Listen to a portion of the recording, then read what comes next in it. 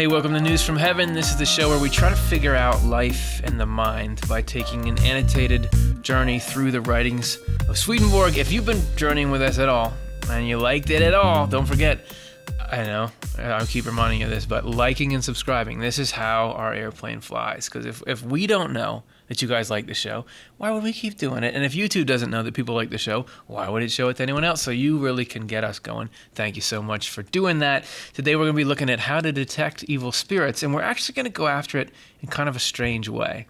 I know, right? Your title is How to Detect Evil Spirits, and now you're going to start being strange, you weirdo.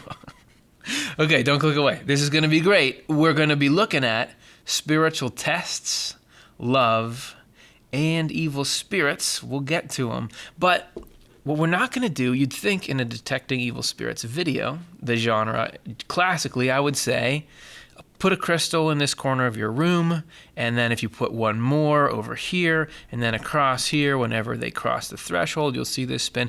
But we're not even going to be looking at paranormal or supernatural, or like the kind of, one time I was house sitting at this lake house and this thing happened to me on the third floor. It was really freaky. That kind of stuff may be out there.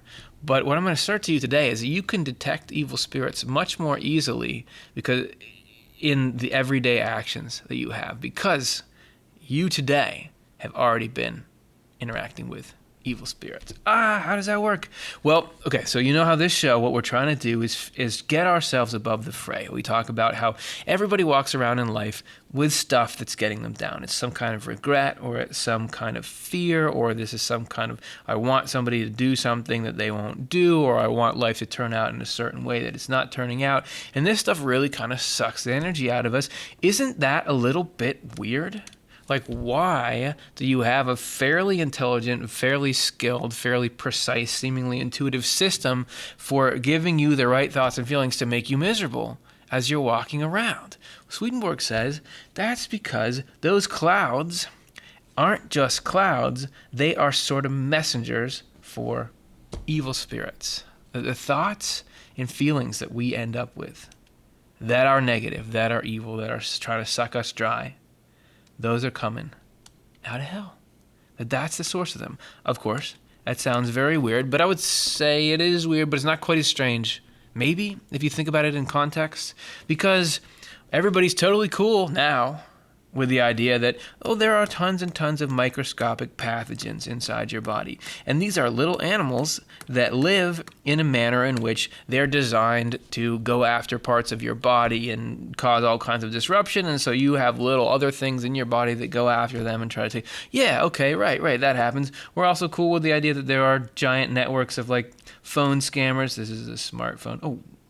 Smartphones don't have a screen that size. This is more like a Game Boy, okay. That they go after you and they know your demographic information, so they try to scam you to give them your credit card information, and then they take it, or there's advertising campaigns trying to get you to vote a certain way and manipulate you. We all get that there are outside forces bringing negative things into our life. Swedenborg is just saying, go one step further. There's also predators in the mind trying to drag us down all the time. So being able to detect these evil spirits here can actually have a much greater impact on life. Because once we understand how these things operate and how they're messing up the mind, then we can find ourselves free and in the clear and into what's good and what's true. How we're going to get this detection system going is download Secrets of Heaven, Volume 2. His link is in the description. It's as free as it comes. And we're going to scroll. It's like a mighty scrolling all the way down to 1820. Not trying to hype it up, but this is like one of my favorite Swedenborg numbers. I was sort of hoping we would cover this one a few months down the road when I was a little better at doing this show, but we're going to have to see what I can do today. And look how we start here. The symbolism of how will I know that I will inherit it as a test of the love felt by the Lord who wanted reassurance can be seen from the doubt that the words themselves express. What was that sentence? And what does it have to do with this? Well, this is the way that Swedenborg goes, topic to topic. And what we're doing here is taking a glimpse into the mind of God. We're talking about the love felt by the Lord. This question being a question God is asking as God takes the human journey. Swedenborg asserts that a key component to understanding God is to understand that God, we are echoes in our little selves of the way that God operates. So this, as evidenced obviously by yellow marker, is God shining out divine truth and whatever else. God can go through a process, and did and does, where hell, the same kind of negativity, is attacking God. And God is pushing back, beating through that, clearing us a path, because in our own little ways, at our own scale, we're doing the same thing. So we can go from here, a description of something going on in the divine journey, and learn about our own journeys. Everything in reality, according to Swedenborg, has this kind of holographic echo type feature. So that's really handy, because when you start to learn about things like germs and phone scammers, that can clue you into stuff like evil spirits. So here we have the Lord expressing doubt, wanting reassurance, which can be seen from the doubt the words themselves expressed. Okay, and here we get into the conditions under which we find ourselves under attack by evil spirits, more than we usually are. Anyone who is being tested is unsure of the end. So this word here, tested, the phenomenon that Swedenborg is describing here has been translated in other renditions of his works as temptations. Oh man, I'm tempted to redraw that, but I won't. Temptations. But the issue with that word, it's a good approximation of the Latin, but it's sort of today we think of a temptation. You would think of, there's a cookie. This cookie has chocolate chips that are melted in it. I'm not supposed to eat cookies right now, but if nobody's looking, maybe I could get myself some of that cookie, but I really shouldn't, so should I do it or not? Look at that. Look at the cookie hunger in those eyes. That's a silly example, but we know temptation can get really serious, but that's not really what it is. Also, this word test here, this phenomenon that Swedenborg is describing, this word test is getting there. Everything has connotations. It's not, as some people have described tests by God, as God saying, you're doing pretty well in life. You've got some potential. Can you handle this? I'm going to throw this at you to see how you do. But what I would say this is most closely resembling is a fever. Because if you think about this process that we go through when hell has this access to us, a fever is you got yourself and you've got some kind of germs going on in here, and the fever comes in and it feels terrible. It's this, you got this whole disruption to your system, right? You want it to be over. The fever seems like it's the problem, but really, obviously I'm not a doctor, but I think that it's just raising your body temperature so that it creates an environment in which the pathogens are at a disadvantage and your immune system is at an advantage. So eventually you can clear all that stuff out. The fever is over. A lot of the germs or whatever was gone. Your body disappears and then it comes back. But the condition you're left with afterwards is a healthier internal landscape, right? So this testing is the same thing. It's where spiritually we all have this stuff in us. We have the things that are analogous to germs, these connections to hell, these links with evil spirits that are causing all the unrest in our souls. And we're looking at God is going to bring into life, not like, I won't get into it, but not that God is like, I'm going to initiate this, but seeing the conditions arise, now is the time when this is going to happen, where we can get clearing out some of these spiritual germs. But what's a spiritual fever feel like, and how do you recognize that you're in one, and how is this all connected to evil spirits? We read on. The end, anyone who's being tested is unsure of the end. So we go into doubt and despair. Isn't it strange? We can talk all this time about God and angels in heaven, but you can still get scared. You can still be worried about all kinds of things, and will they turn out? And things seem like they're at risk and vulnerable. That's because this is part of the process. This is one of the conditions. The end, or the goal, is love. And love is what evil spirits, and this is one of our keywords today, love. Love is what evil spirits and evil demons attack, throwing the end into doubt. That doubt is key, but I did want to take a quick detour to say, look at this. We've got ourselves evil demons as well as evil spirits. Is he just throwing out synonyms? No. I mean, the description that Swedenborg had of what the afterlife and the spiritual world and stuff is like is very structured. And these two are actually technical terms that he uses, and we're going to unpack them in the next paragraph. So hang on for that. I mean, yeah, who wouldn't want to see how that goes?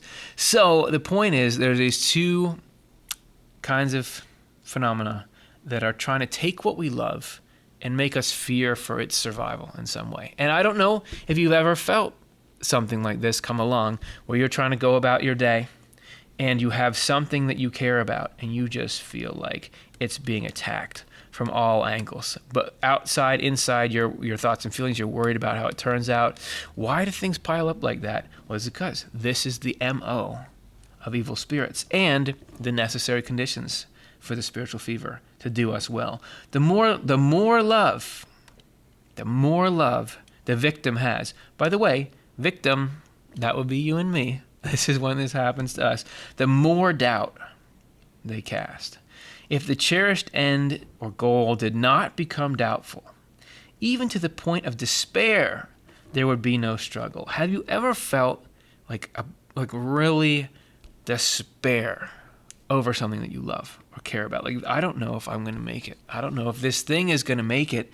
It's the worst feeling in the world. And when you feel it, you feel like you're out in this little island in the middle of an abstract nothing, that you're in this void and it's just you and this terrible thing you can't stop happening.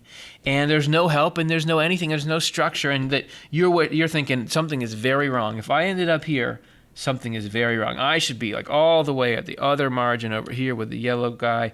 Something has gone wrong. But what Swedenborg is saying, and this is the antidote to what the evil spirits are going to try to feed you through thoughts and feelings when you're in that, is that actually even the despair is part of a system and a structure. And believe it or not, that structure is tending upwards.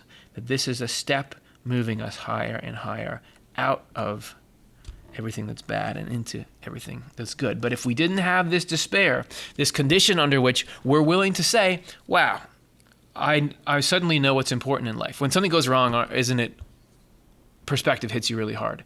You can go about your life when everything's going pretty well. I notice for myself, the better things are going, the less like spiritually minded I need to be, the less I need to keep my own ego in check, because everything's going the way the ego wants. But as soon as I realize my own helplessness through something going out of control, suddenly I'm real religious.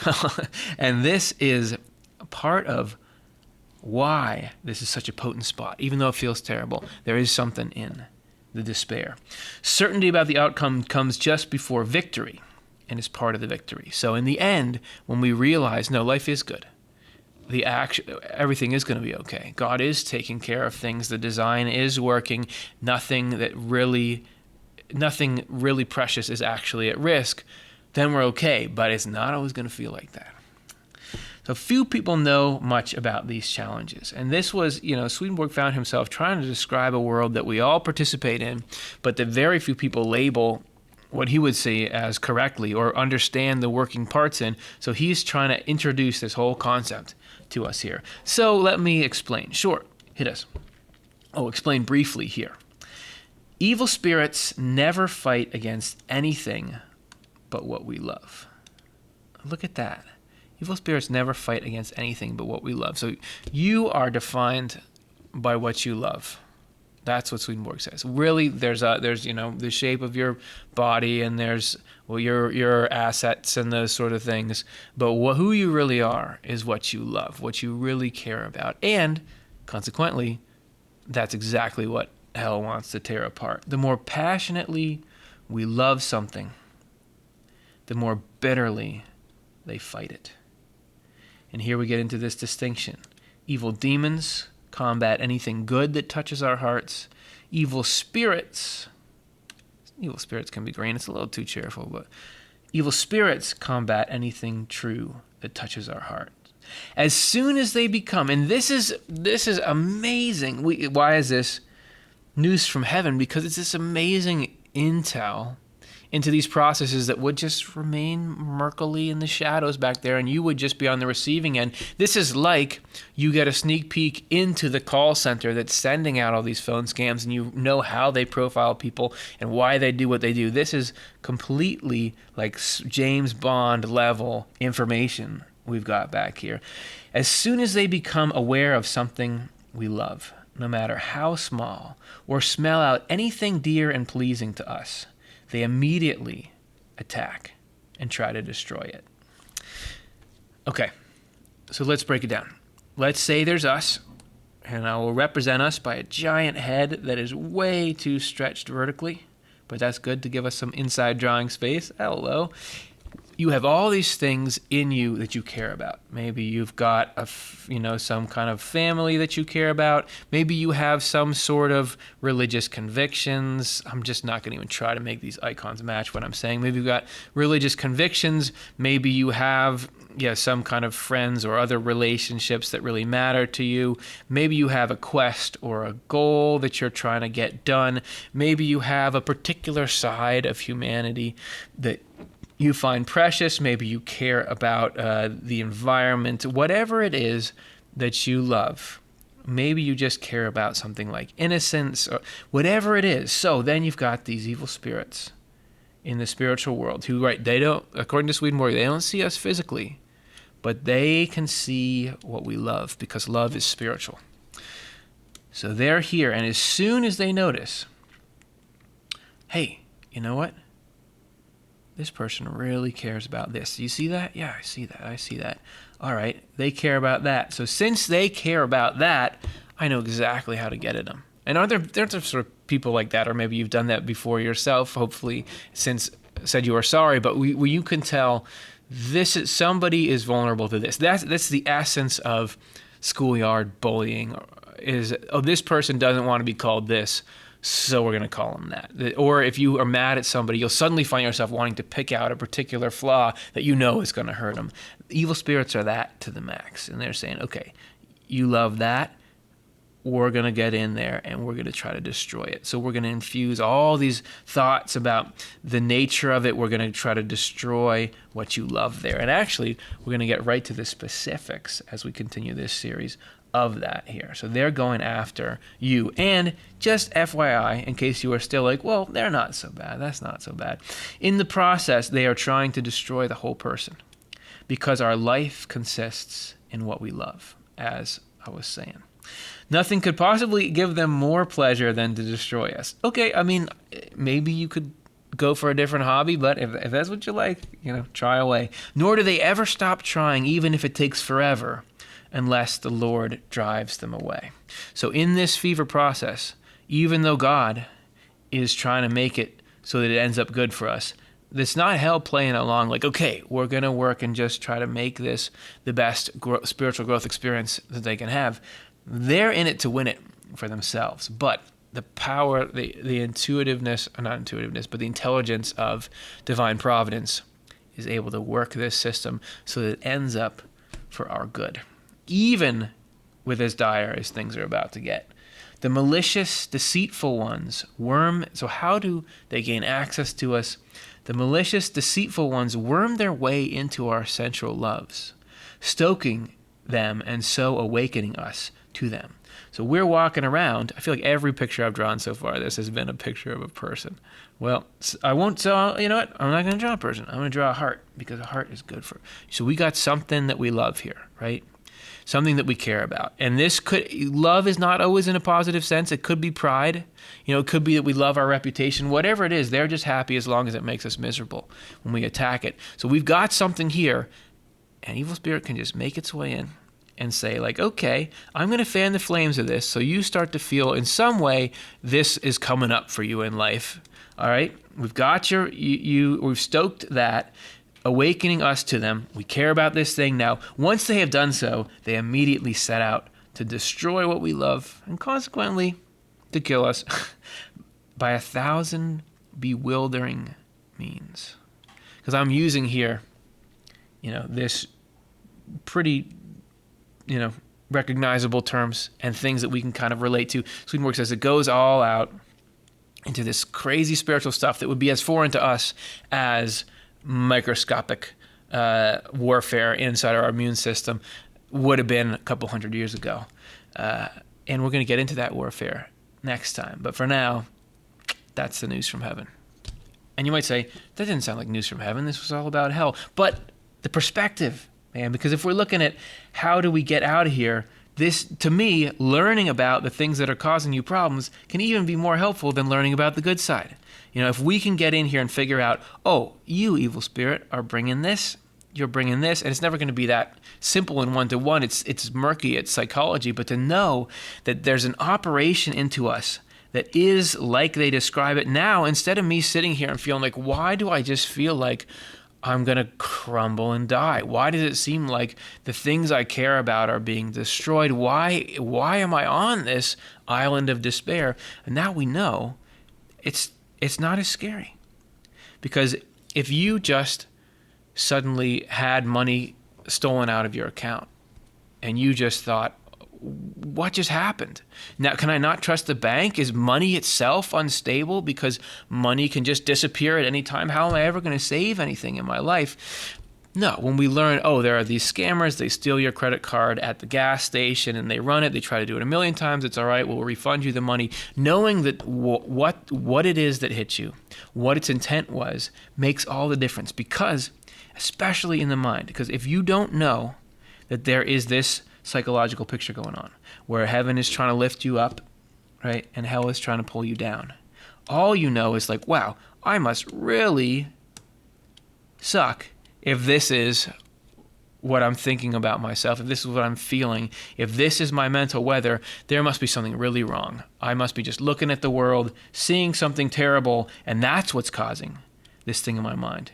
But to realize, no, this is just coming out of this limited, negative perspective that hell is, and that it's nothing compared to the goodness and the truth that's out there, that is news from heaven.